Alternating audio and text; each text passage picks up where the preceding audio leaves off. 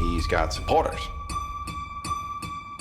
Detroit, New York, Los Angeles, inciting large-scale arrests and sympathy marches. I'm very aware of that, Mr. Hoover. What I do know is he's nonviolent. What I need to know right now, what's Martin Luther King about to do next?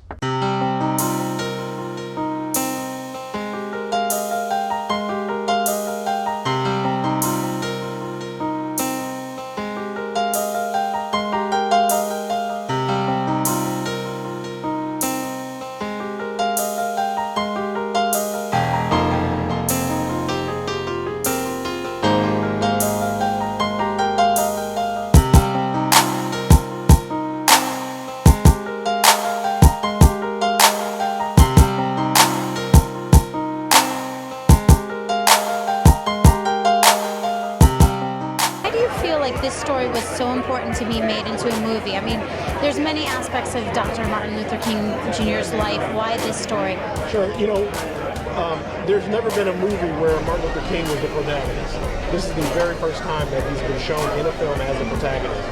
So it was important because it's never been done before. But clearly, with the climate of things happening in the country, with marches spontaneously breaking out all over the country, this is a very important time for this film to come out. We couldn't have planned it like that, but it is. It's a dialogue that needs to happen. So I'm very excited to see how this film plays into that.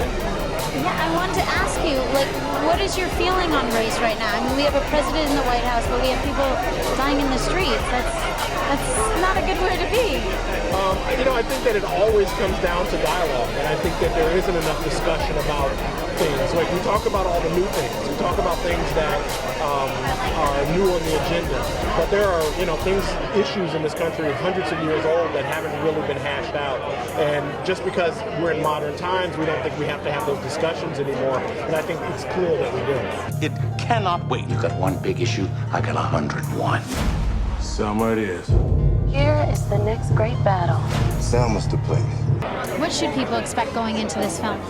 The reality of the situation, that there were more people behind the movement than just one man. I mean, we look at history, at the history books, and we see Martin Luther King, we see Malcolm X, we see Nelson Mandela, but not the group of people behind them that helped or that posed as an obstacle.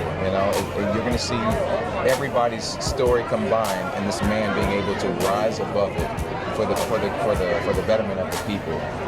And you'll see why we appreciate him so much and celebrate him. Tell me about the depiction of Martin Luther. Can you tell me about that?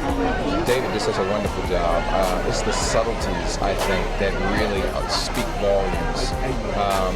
With the threats with his family, with the frustrations of the people. You got your speeches, but what's behind? What's happening when you're not talking? What are you expressing when you're not talking? And David does an amazing job with that. I think that just shows you how quiet King was.